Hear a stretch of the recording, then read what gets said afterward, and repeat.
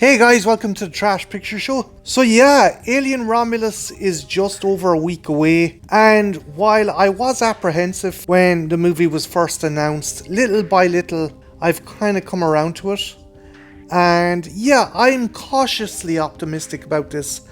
Alien Covenant for me was a major letdown, but it does seem that Fede Alvarez is a shot in the arm the franchise needs. And while his directing style isn't as diverse as, say, James Cameron or Ridley Scott, mainly focusing on horror, but maybe that's what the franchise needs, some fresh blood and someone to take the saga in a new and exciting direction. With all that said, here's what I want and don't want to see with Alien Romulus. Want nods to the expanded universe. It's essentially been confirmed that Fede Alvarez will be acknowledging expanded media lore, such as Alien Isolation. He showcased photos of the save phone from the Alien Isolation game, but it makes me wonder, will he be dropping any other nods to the expanded lore, such as comics, video games and novels? It would be cool if maybe a name drop of the UPP or Seegson was brought up. Nothing too obvious, of course, I don't want it shoved in my face, but just an acknowledgement, maybe a poster, maybe a memo, maybe something on a computer screen, that would work. And if you really wanted to push it, maybe have a damaged Worker Joe android aboard the Romulus station. It's just fucked in a corner and one of the characters notices it. Nothing too blatant. That brings me on to what I don't want to see. What I don't want. Blatant fan service. As much as I am a hardcore geek for these movies, I do not want legacy characters turning up. I do know there is a chance we might get one in particular, and it may work with the story, but I don't want it blatantly shoved in my face. I don't want to see some deep fake AI bullshit of Ian Holm or Lance Henriksen like they did with Rogue One. I know the technology has come a long way since Rogue One, but I still feel something like that would pull me out of the movie. If you want, maybe do an animatronic head that's damaged, like the way Ash was in the end of Alien. His head is propped up on a table, or maybe it's caved in, something like that, but please, no deep fake AI horseshit, I beg you. And one thing I most certainly do not want is Ripley turning up in this movie. I'm looking at you, Alien Out of the Shadows, you piece of shit fucking novel. Yes, I do not want Ripley shoehorned into this story. This story is set between Alien and Aliens. She is in hypersleep, floating out in God knows fucking where. If it turns out that her cryotube is aboard Romulus station, I will have fucking kittens, guys. I will lose my fucking shit. If she turns up in a Narcissus to rescue our survivors, I will go fucking ballistic.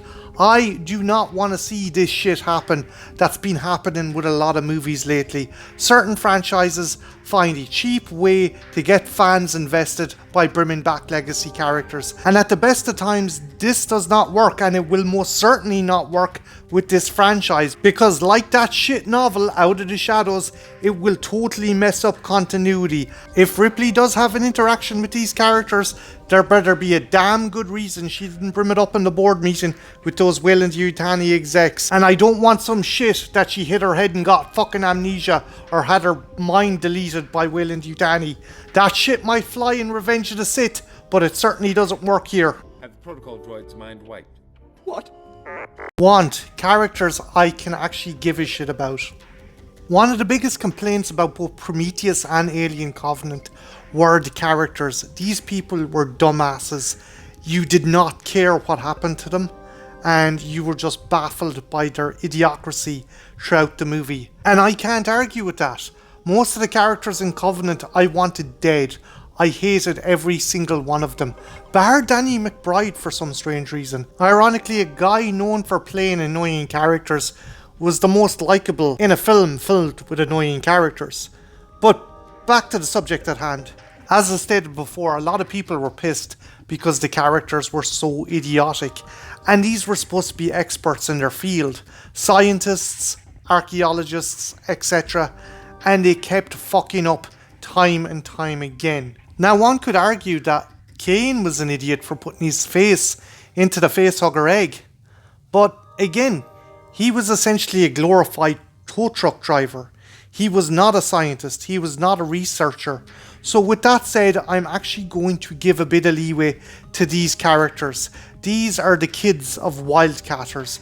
They're not scientists, they're not researchers, they're not Weyland-Yutani's top brass. These are a bunch of kids who are trying to escape a colony. So if they fuck up, I am going to give them leeway, but I do want them to be compelling. I do want to feel for their plight, and from the looks of things, I will. Fiyed Alvarez has stated that the idea for these characters were based on the kids he saw at Hardley's Hope in Aliens, and the idea of trying to escape the fate that your parents had, being on this backwater planet, working a shitty job the rest of your life. And that is some major motivation for me to get behind these characters, so I'm hoping it rings true in the finished product. Not want an overabundance of CG. Okay guys, one of the major issues I had with Alien Covenant, and there was quite a few, but the major one I had was depicting the xenomorph in CGI. I did not like this, not solely for the fact it was rendered in CG, but because it lessened the threat of the xenomorph. I think Alvarez pointed out himself that in certain movies, when they use CG, they turn the xenomorphs into fucking ninjas. Any kind of element of terror or menace was eliminated when this thing was skittering around the place like Sonic the fucking Hedgehog. I think it is cool to use CG when needed. For certain things a suit actor can't do, by all means use CG. But a prime example of it being used well and in balance is actually one of my favourite movies, Jurassic Park. They never resorted to totally using CG, only for certain scenes. And I'm not saying not to use CG, I'm just saying to get the balance right. Hopefully Alvarez has done that, and we won't get some weird computer game-esque abomination in this movie like we did with Covenant. Want the xenomorph to be scary again. Connecting with my last statement, I want the xenomorph to return to its true incarnation. This bizarre, almost psychosexual nightmare that will stalk our heroes throughout the movie. I want something that induces fear. I don't want something that just plows around the place, mindlessly murdering things. The original Alien was methodical in the way it killed the crew of the Nostromo. It wasn't a marauding monster. Yes, it was feral to a point and would viciously dispatch its prey, but it was not stupid by any means. It was a clever creature. And while I absolutely adore 1986's Aliens from James Cameron, I did find he nerfed the xenomorph somewhat and turned them into cannon fodder. And while Alien 3 did return to a more stealthy, stalkerish creature, we kind of lost the essence of what the original Star Beast was, which is why I'm hoping that Fiyed Alvarez, as primarily a horror director, brings it back to its roots. As I said at the start of the video, I'm cautiously optimistic, and what Alvarez is putting out in social media is giving me a lot of hope that this movie is good.